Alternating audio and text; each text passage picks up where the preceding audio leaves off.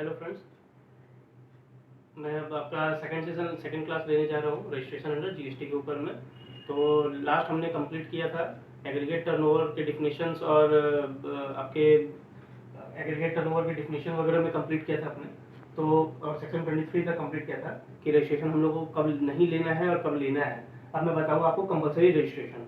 तो compulsory registration की क्या क्या रिक्वायरमेंट है। कंपलसरी रजिस्ट्रेशन मतलब होता है कि आपका टर्नओवर, आपको मैंने पहले बताया था टर्नओवर का प्रिस्क्राइब्ड लिमिट कुछ होता है। अगर वो प्रिस्क्राइब्ड लिमिट बढ़े चाहे नहीं बढ़े, हम लोग को इन सब केसेस में कंपलसरी रजिस्ट्रेशन लेना होगा। चाहे टर्नओवर मेरा 1 रुपया हो, चाहे कोई भी कंडीशन हो, मेरे को इस केस में रजिस्ट्रेशन लेना होगा। तो क्या क्या कंडीशंस है interstate supply of goods. Second है कैजुअल टैक्सेबल पर्सन। थर्ड है person paying tax under reverse charge. Fourth है non resident person making taxable supply. Fifth है ई कॉमर्स ऑपरेटर। सिक्स्थ है person paying person deducting tax at source. Seventh है agent. Then ISD input service distributor. Then OIDAR services from outside India to a person in India, online information and database access retrieval services. Then section 9(5) जो कि अभी requirement नहीं है, क्यों नहीं है वो मैं आपको बाद में बताऊंगा। Then last such person notified by government, अगर गवर्नमेंट किसी को नोटिफाई करता है कि हमको कंपलसरी लेना है उस केस में।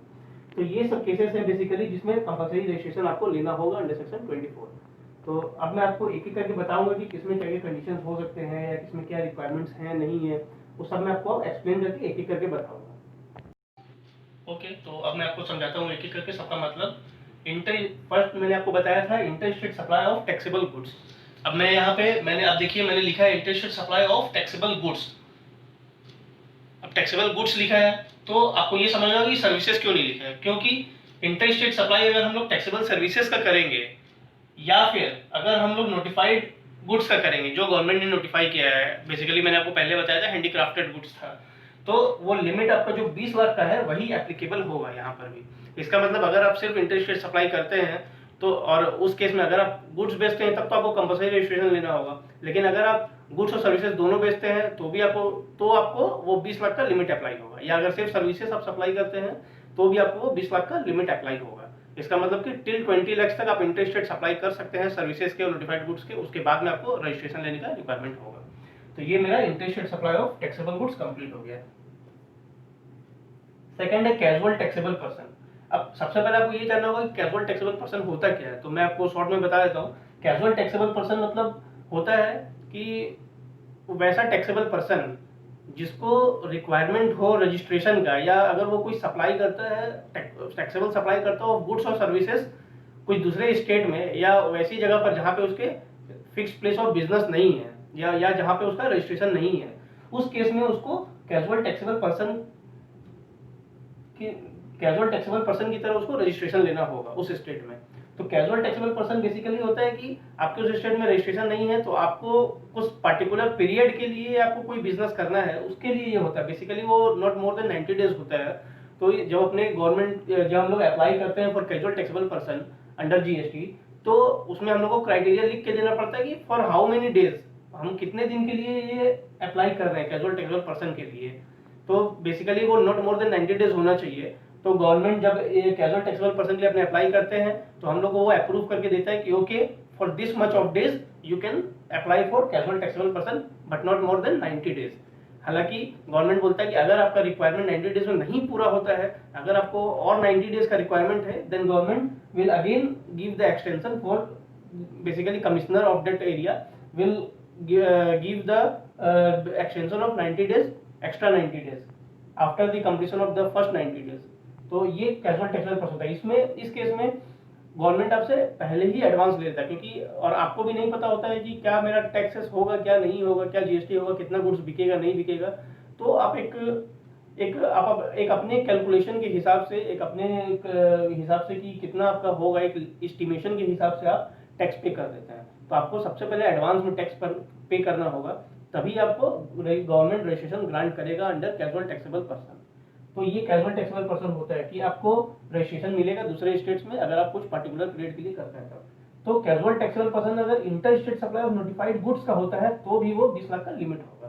तो ये कैजुअल टैक्सेबल पर्सन का, बाकी other than this limit casual taxable person का रिक्वायरमेंट कंपलसरी है। ओके, तो फिर हम आगे बढ़ते हैं। Next, person paying taxes under reverse charge. तो ये आपको मैंने लास्ट क्लास में मैंने बताया ही है कि रिवर्स चार्ज में सामने वाले आदमी को अगर पे करना पड़ता है, उस केसेस में ये कंपलसरी रजिस्ट्रेशन का रिक्वायरमेंट होता है। नेक्स्ट, अगर कोई नॉन रेसिडेंट पर्सन है जो इंडिया में अगर टैक्सेबल सप्लाई करता है ऑफ गुड्स और सर्विसेज बोथ, या दोनों में से कोई एक, तो उसको ये कंपलसरी रजिस्ट्रेशन लेना होगा। नेक्स्ट है ई कॉमर्स। अगर कोई सेल करता है थ्रू ई कॉमर्स, तो अगर वो गुड्स का सेल करता है तो वो कंपलसरी उसको रिक्वायरमेंट है, लेकिन अगर वो सर्विसेज का सप्लाई करता है through e commerce, then threshold limit उसको 20 लाख का अप्लाई होगा, जैसा मैंने सब केस में बताया है। और आगे की जो केसेस है उनमें कुछ वैसा बताने का है नहीं। एक आपको मैं बता दूं, OIDAR सर्विसेज होता है, online information and database access retrieval services. Basically आपको मैं उसमें छोटा सा एग्जांपल दे सकता हूँ कि ऐप जो अपने मोबाइल में ऑनलाइन ऐप लेते हैं, अगर वो आउट ऑफ इंडिया का है, तो क्योंकि वो आउट ऑफ इंडिया का और अपने वो रिसीव कर रहे हैं, मतलब वो अपने डाउनलोड करें इंडिया में या वो हम लोग यूज करें इंडिया में, तो उस केस में वो जो कंपनीज है जिनका हम लोग ऐप डाउनलोड करते हैं, उन सबको रिक्वायरमेंट होगा रजिस्ट्रेशन का, कंपलसरी रजिस्ट्रेशन का इन इंडिया। तो ये हो गया, बाकी में कुछ समझाने का नहीं है, तो मैं फिर आपको आगे प्रोसीजर फॉर रजिस्ट्रेशन बताता हूँ। ओके, तो हम लोग स्टार्ट करते हैं प्रोसीजर फॉर रजिस्ट्रेशन। तो उसका मैं फर्स्ट आपको बताता हूँ प्रोसीजर फॉर रजिस्ट्रेशन का। Every person liable for registration, हर पर्सन जो रजिस्ट्रेशन के लिए लायबल है आफ्टर एक्सीडिंग दैट लिमिट और आफ्टर कंपलसरी रजिस्ट्रेशन, उस केस में क्या करना होगा, वो अप्लाई करेगा, वो पर्सन अप्लाई करेगा within 30 days from the date on which he becomes liable for registration. Within 30 days के अंदर में उसको अप्लाई कर देना है रजिस्ट्रेशन के लिए, जिस दिन से वो लायबल हो गया है रजिस्ट्रेशन के लिए, विद इन 30 डेज उसको अप्लाई कर देना है। सेकंड आपको बता, सेकंड है उसमें CTP कैजुअल टैक्सेबल पर्सन या non taxable person shall apply at least 5 days prior to the commencement of business। CTP और नॉन टैक्सेबल पर्सन जो है वो एटलीस्ट 5 दिन पहले अप्लाई कर देंगे फॉर रजिस्ट्रेशन के लिए, उनको एटलीस्ट 5 दिन पहले उनको रजिस्ट्रेशन मिल जाना चाहिए prior to commencement of business, उनके कमेंसमेंट ऑफ बिजनेस से पहले। थर्ड है SEZ यूनिट और SEZ developer apply for separate registration from the place of business outside SEZ within the state. इसका मतलब मैं आपको बताता हूँ, SEZ एक कंपनी कोई अगर बंगाल में है, तो बंगाल में SEZ क्या होता है कि स्पेशल इकोनॉमिक जोन, गवर्नमेंट हम लोग को एक अलग से एक्सपोर्ट इंसेंटिव्स वगैरह देता है, जिनका भी कंपनीज या यूनिट्स SEZ में है उसके लिए, तो उसमें हम लोग उसको माना जाता है कि वो आउटसाइड दी कंट्री है, only for the purpose of GST act. हालांकि जो SEZ में होता है उन सबको 100% एक्सपोर्ट इंसेंटिव्स और बहुत सारे इंसेंटिव्स रिफंड वगैरह दिए जाते हैं। तो for the purpose of GST SEZ unit और जो यूनिट आउटसाइड SEZ है उनको सेपरेटली ट्रीट किया जाता है, उनको एज अ डिस्टिंक्ट पर्सन बोला जाता है। तो SEZ यूनिट अप्लाई करेगा सेपरेट रजिस्ट्रेशन के लिए, अगर कोई सेम स्टेट में ही है, जैसे सपोज कीजिए कोई कोलकाता में कोई कंपनी का रजिस्ट्रेशन ऑफिस है और उसका यूनिट SEZ में है, मतलब कि फाल्टा, जैसे बंगाल में फाल्टा जो है वो SEZ एरिया है, जो गवर्नमेंट ने SEZ बोला है, तो अगर उसका SEZ फाल्टा में है तो उसके लिए वो फाल्टा में उसको सेपरेट रजिस्ट्रेशन लेना होगा SEZ के लिए। तो वो 2 रजिस्ट्रेशन हो गया विद इन द स्टेट, आपका 2 रजिस्ट्रेशन हो गया कि एक हो गया आपका कलकत्ता में, एक हो गया आपका SEZ में। तो जो SEZ में होता है उसको सेपरेटली रजिस्टर्ड होना होगा। Now second is single registration to be granted for each state. जो भी स्टेट में आप रजिस्ट्रेशन लेंगे उनके लिए आपको सिंगल रजिस्ट्रेशन मिलेगा, क्योंकि भले एक्ट अपना टैक्स अपना 3 हो, CGST, SGST एंड IGST, लेकिन हम लोग को हर स्टेट में, जैसे आपको पहले बताया था, अलग अलग रजिस्ट्रेशन लेना होता है, तो हर स्टेट में सेपरेट सिंगल रजिस्ट्रेशन आपको मिलेगा। लेकिन अगर उसी स्टेट में सपोज कीजिए आपका बिजनेस अलग अलग है या अलग अलग जगह पर है, तो आप मल्टीपल प्लेसेस ऑफ बिजनेस के लिए विद इन द स्टेट, मतलब सेम स्टेट में, या फिर अगर आपका डिवीजन ऑफ वर्क है, जैसे आप सिगरेट भी बेच रहे हैं, आपके हॉस्पिटल्स भी हैं, आपके होटल्स भी हैं, तो फॉर सेपरेट बिजनेस के लिए आप सेपरेट रजिस्ट्रेशन ले सकते हैं विद इन द स्टेट, और नहीं तो आप मल्टीपल प्लेसेस ऑफ बिजनेस के हिसाब से भी रजिस्ट्रेशन ले सकते हैं विद इन द स्टेट। तो हम लोग सेपरेट रजिस्ट्रेशन अप्लाई कर सकते हैं for multiple places of business. Now composition levy, तो मैंने आपको जो जनरल लिमिट बताया था एग्रीगेट टर्नओवर का कि वो 20 लाख होता है और 10 लाख होता है एंड 40 लाख होता है। कंपोजिशन लेवी उन स्मॉल ट्रेडर्स आप बोल सकते हैं या बेसिकली मीडियम सेक्टर्स के लिए दिया गया है, गवर्नमेंट ने दिया है। तो उनका लिमिट होता है बेसिकली 1 करोड़ रुपीज, वो सेक्शन 10 में कवर होता है, सेक्शन 10 ऑफ जीएसटी एक्ट। तो कंपोजिशन लेवी में बोलता है कि अगर पर्सन नॉर्मल टैक्सेस पे कर रहा है, नॉर्मल टैक्सेस मतलब कि अगर वो 20 लाख का लिमिट रेज अगर उसका क्रॉस कर गया है और वो अप्लाई किया है for normal registration, regular registration, तब उसको वो कंपोजिशन लिमिट का उसको बेनिफिट नहीं मिलेगा। लेकिन अगर वो कंपोजिशन के लिए अप्लाई करता तब उसको वो मिल जाएगा। तो उसको वो समझना पड़े, अच्छा कंपोजिशन लेवी में हम लोग को इनपुट का बेनिफिट नहीं मिलता है, तो बेसिकली इसलिए most of the tax payer जो होते हैं वो कोशिश करते हैं कि हम लोग नॉर्मल कैटेगरी ऑफ रजिस्ट्रेशन में अप्लाई करें ताकि हमको इनपुट टैक्स क्रेडिट का बेनिफिट मिल पाए। लेकिन कंपोजिशन के केसेस में क्योंकि टैक्स रेट्स भी कम होता है, वो मैं आपको सब बाद में बताऊंगा, तो इसके इसीलिए लोग रजिस्टर्ड पर्सन जो टैक्सेबल अप्लाई करते हैं वो कंपोजिशन स्कीम में जाना नहीं चाहते हैं। तो जो नॉर्मल टैक्सेस पे कर रहे हैं वो कंपोजिशन स्कीम में अप्लाई नहीं कर सकते। सेकंड केस है, अगर आपके बहुत सारे मल्टीपल प्लेसेस ऑफ बिजनेस हैं, तो अगर और सब में सपोज कीजिए आपने कंपोजिशन स्कीम के लिए अप्लाई कर रखा है, तो अगर आपका कोई भी एक प्लेस अगर इनएलिजिबल हो जाता है for composition scheme, either by way of अगर वो कंपोजिशन स्कीम के लिमिट से पार कर गया हो या उसको कंपोजिशन लिमिट वहां मिलेगा नहीं, तो कोई भी कंडीशन हो अगर वो इनएलिजिबल हो जाएगा तो उनके उसके सारे बिजनेसेस इनएलिजिबल हो जाएंगे फॉर कंपोजिशन स्कीम। मतलब आपके सारे प्लेसेस ऑफ बिजनेस को नॉर्मल कैटेगरी में रजिस्ट्रेशन लेना होगा। तो ये आपका कंपोजिशन स्कीम है। नाउ हम आगे बढ़ते हैं। Third is voluntary registration. Voluntary registration आपको पहले ही बताया था, वॉलंटरी रजिस्ट्रेशन मतलब होता है अपने मन से, अगर मेरा लिमिट आगे एग्रीगेट टर्नओवर के जो प्रिस्क्राइब्ड लिमिट है, अगर वो प्रिस्क्राइब्ड लिमिट इंक्रीज किया हो चाहे नहीं किया हो, तो अगर हमको अपने मन से मन है कि अगर हमको खुद से मन है कि हमको रजिस्ट्रेशन लेना है विदाउट एनी लिमिट प्रिस्क्राइब्ड, तो वो वॉलंटरी रजिस्ट्रेशन उसको बोलते हैं। हम लोग उसके लिए कभी भी रजिस्ट्रेशन ले सकते हैं, उसमें गवर्नमेंट ने कभी मना नहीं किया कि नहीं आप वॉलंटरी रजिस्ट्रेशन नहीं ले सकते हैं। Next is every registered place of business, every registration should be treated as a distinct person within the same state or in a separate state। Her registration को, हर प्लेस ऑफ बिजनेस को जिसका registration है, place of business और additional place of business को अगर वो registered है तो उसको डिस्टिंक्ट पर्सन समझा जाएगा विद इन सेम स्टेट और सेपरेट स्टेट। हर रजिस्ट्रेशन को, एक रजिस्ट्रेशन में separate additional place of business भी हो सकता है और रजिस्टर्ड बिजनेस भी हो सकता है, लेकिन उन दोनों को सेम समझा जाएगा, लेकिन रजिस्ट्रेशन वाइज जो भी रजिस्ट्रेशन होंगे उनको सेपरेट समझा जाएगा, भले वो सेम कंपनी का हो या सेम पैन का हो। नेक्स्ट इज एवरी एस्टेब्लिशमेंट को डिस्टिंक्ट पर्सन समझा जाएगा आउटसाइड द स्टेट। अगर कोई एस्टेब्लिशमेंट यहाँ है, कोई दूसरे स्टेट्स में है, तो हर एस्टेब्लिशमेंट को अलग अलग समझा जाएगा, डिस्टिंक्ट पर्सन समझा जाएगा। Next is for grant of registration every person shall have a PAN, क्योंकि आपको पहले ही बताया है कि जीएसटी नंबर जो होता है, रजिस्ट्रेशन नंबर, वो पेन बेस्ड नंबर होता है, तो हर पर्सन के पास में पेन बेस्ड नंबर होना चाहिए। So for person deducting TDS, जो पर्सन टीडीएस काटते हैं, basically this is for government companies he basically TDS काटते हैं, तो जो पर्सन टीडीएस काटते हैं तो उनको टैक्स डिडक्शन और कलेक्शन अकाउंट नंबर इशू किया जाता है। गवर्नमेंट उनको टैक्स डिडक्शन और कलेक्शन अकाउंट नंबर इशू करता है इंस्टेड ऑफ पैन नंबर। तो जीएसटी में जो लोग को पैन नंबर मिलता है उसके बदले में हम लोग को टीडीएस और टैक्स डिडक्शन और कलेक्शन अकाउंट नंबर मिलता है। ओके, तो नेक्स्ट हम लोग चलते हैं। Non resident taxable person should be granted registration after verification of documents and within the stipulated time period। मैंने आपको बताया था कि अगर कोई नॉन रेजिडेंट पर्सन जो इंडिया के बाहर का पर्सन है, अगर वो कोई टैक्सेबल सर्विसेज प्रोवाइड करता है तो उसको रजिस्ट्रेशन उसको मिलेगा with in stipulated time period, जो आपको बताया था पहले, विद इन जो 5 डेज के पहले आपको लेना पड़ता है from the commitment of business, वो हो गया। प्लस आपका प्रॉपर डॉक्यूमेंटेशन होना चाहिए, डॉक्यूमेंट्स आपका चेक करने के बाद में प्रॉपर ऑफिसर जो है, जो आपका ऑफिसर होगा, वो आपको ग्रांट करेगा registration non resident taxable person के केस में।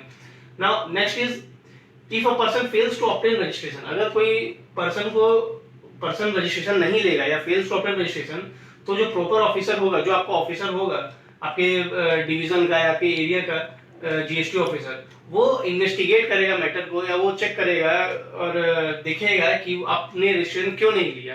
अगर उसको लगता है कि हाँ आपको रजिस्ट्रेशन लेना चाहिए था और कोई वजह से आपने रजिस्ट्रेशन नहीं लिया है या झूठ जबरदस्ती आपने रजिस्ट्रेशन नहीं लिया है, तो वो आपको रजिस्ट्रेशन टेम्पोररी रजिस्ट्रेशन ग्रांट करेगा और आपको ऑर्डर इशू करेगा उसके रिगार्ड में, तो वो टेम्पोररी रजिस्ट्रेशन आपको मिल जाएगा, जिससे आप फिर बिजनेस कर सकते हैं। लेकिन और वो जो ऑर्डर इशू करेगा उसके बिहाफ में उस पर्सन को या तो दो ऑप्शंस होंगे, या तो उसको with in 90 days of temporary registration, जो आपको टेम्पोररी रजिस्ट्रेशन जिस दिन से दिया गया है उस प्रॉपर ऑफिसर के द्वारा, उस दिन से आपको with in 90 days of temporary registration आपको अप्लाई कर देना है फॉर नॉर्मल रजिस्ट्रेशन। जैसे हम लोग रजिस्ट्रेशन के लिए अप्लाई करते हैं उसी तरह से हम लोग को रजिस्ट्रेशन के लिए अप्लाई कर देना है with in 90 days of temporary registration.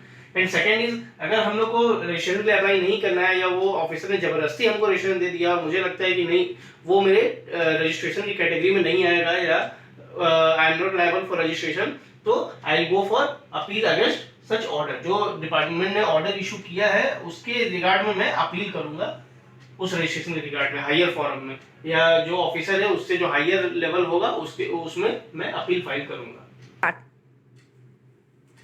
Okay, तो मैं आपको बता रहा था कि टेम्पोररी रजिस्ट्रेशन अपने को मिलेगा और 90 डेज के अंदर में अप्लाई करना है पर्सन को फॉर नॉर्मल रजिस्ट्रेशन के लिए। जब से वो ऑफिसर ग्रांट करेगा हम लोग को टेम्पोररी रजिस्ट्रेशन, और नहीं तो फिर हम लोग को अपील करना होगा अगेंस्ट सच ऑर्डर। तो हम लोग मैं आपको तो हम लोग जो अपील करेंगे हायर फॉरम में, अपीलेट ट्राइब्यूनल को अपील करेंगे, तो अपील करने के अगर अपीलेट ट्राइब्यूनल होल्ड करता है कि हाँ मेरा लायबिलिटी फॉर रजिस्ट्रेशन है या हमको रजिस्ट्रेशन लेना है, उस केस में विद इन 30 डेज के अंदर में हमको रजिस्ट्रेशन के लिए अप्लाई कर देना from the date of order of appellate tribunal. 30 दिन के अंदर हमको अप्लाई कर देना है। तो ये है। नेक्स्ट है an agency of United Nations organisation, UNO, United Nation organisation, कुछ भी बोल सकते हैं आप, यूनेस्को हो गया, यूएनओ हो गया, उसके जो भी एजेंसीज हैं, बहुत सारे एजेंसीज हैं यूनाइटेड नेशंस के, तो यूनेस्को है, यूनिसेफ है, तो ये सब हो गया। या फिर कोई मल्टीनेशनल मल्टी फाइनेंशियल इंस्टीट्यूशन या ऑर्गेनाइजेशन, या कोई कॉन्सुलेट हो गया, या एम्बेसी हो गया फॉरेन कंट्रीज का। हर कंट्री में एक दूसरे कंट्रीज का या फॉरेन कंट्रीज का एम्बेसी होता है, तो अगर कोई एम्बेसी हो गया उन सबको, और such class of person notified by commissioner, या अगर कोई दूसरे क्लास ऑफ पर्सन जिसको कमिश्नर नोटिफाई करेगा, उन सबको यूआईएन दिया जाएगा, मींस यूनिक आइडेंटिटी नंबर। वो यूआईएन जो नंबर होता है वो बेसिकली डिफरेंट होता है फ्रॉम रजिस्ट्रेशन नंबर। तो ये only for prescribed class of persons के लिए होता है, इसलिए वो यूनिक आइडेंटिटी नंबर दिया जाता है। बेसिकली ये यूनिक आइडेंटिटी नंबर, ये जो क्लास ऑफ पर्संस होते हैं, these are not for taxable supply of goods और सर्विसेज। ये कोई टैक्सेबल सप्लाई नहीं करते गुड्स का और सर्विसेज का, न कि ये रजिस्टर्ड पर्सन इनको बोल सकते हैं अपने। तो ये जो पर्संस होंगे, basically this UIN number is granted for refund of taxes charged from the means you can say from the supplier who are registered. तो उनको वो रिफंड लेने के लिए ये यूआईएन नंबर चाहिए होता है on notified supplies of goods और सर्विसेज, और both received by them as we prescribed. तो गवर्नमेंट ने कुछ नोटिफाइड सर्विसेज या बोल रखा है कि हाँ ये इन सारे सर्विसेज में आपको रिफंड मिलेंगे। तो रिफंड वो कैसे लेगा गवर्नमेंट से? By way of UIN number. तो इसलिए इसको ये यूआईएन नंबर लेना पड़ता है ताकि वो रिफंड ऑफ टैक्सेस जो इसने पे किया वो ले सके, क्योंकि इन सबको गवर्नमेंट ने एग्जम्प्ट किया है। तो वो एग्जम्प्ट कैसे करेगा? तो ये इस वजह से एग्जम्प्ट करता है कि आप यूआईएन नंबर ले लीजिए, उसके बाद आप टैक्स पे करके रिफंड ले लीजिए। और इनको आपने टैक्सेबल पर्सन नहीं बोल सकते, ये गुड्स और सर्विसेज टैक्सेबल सप्लाई नहीं करेंगे।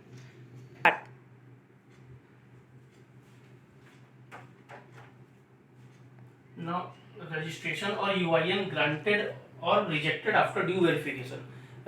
हम लोग जब रजिस्ट्रेशन के लिए अप्लाई करते हैं तो कुछ प्रोसेस होते हैं, वो मैं आपको अभी बताऊंगा कुछ देर में। तो वो जब जो डॉक्यूमेंट्स वगैरह जिनसे अप्लाई करते हैं या जो फॉर्म अपने भरते हैं रजिस्ट्रेशन के लिए, उस फॉर्म को भरने के बाद में जब अप्रूवल हो जाता है गवर्नमेंट का या प्रॉपर ऑफिसर का, तब वो हमको रजिस्ट्रेशन और यूआईएन ग्रांट करता है। और अगर उसका अप्रूवल नहीं होता है या कुछ अगर उसमें कमी रहता है तो वो रिजेक्ट कर देता है हम लोग application. Next, certificate of registration shall be issued in such form and within such date as may be prescribed. Certificate of registration जो होता है वो फॉर्म आरईजी 06 में इशू होता है, registration 06, and within such date as may be prescribed. Next है registration और UIN deemed to be granted after expiry of period if no deficiency communicated to the applicant. तो अगर हम लोग apply करते हैं रजिस्ट्रेशन के लिए, तो अगर प्रॉपर ऑफिसर को लगता है कि इसमें कुछ डेफिशिएंसी है, इस एप्लीकेशन में कोई डेफिशिएंसी है, या कोई डॉक्यूमेंट नहीं दिया हो, या कुछ भरा नहीं हो, या कुछ और डेफिशिएंसी उसको लगे, तब वो कम्युनिकेट करेगा एप्लीकेंट को कि हाँ आपका ये डेफिशिएंसी है। लेकिन अगर कोई स्टिपुलेटेड टाइम में, मतलब 7 दिन या 15 दिन के अंदर में अगर वो कम्युनिकेट नहीं करता है उस डेफिशिएंसी को, तो फिर वो रजिस्ट्रेशन वो माना जाएगा कि हमको मिल गया है registration. After expiry of period, अगर वो 15 दिन खत्म हो जाता है तब। नेक्स्ट है, तो ये आपका procedure for registration part complete हो गया कि रजिस्ट्रेशन का क्या प्रोसीजर होता है। अब नेक्स्ट है सेक्शन 26 डीम्ड रजिस्ट्रेशन। सेक्शन आपको नहीं जानना लेकिन फिर भी मैं लिख रहा हूँ डीम्ड रजिस्ट्रेशन। डीम्ड रजिस्ट्रेशन मतलब क्या हुआ कि वो माना जाएगा कि हाँ वो भी रजिस्टर्ड है।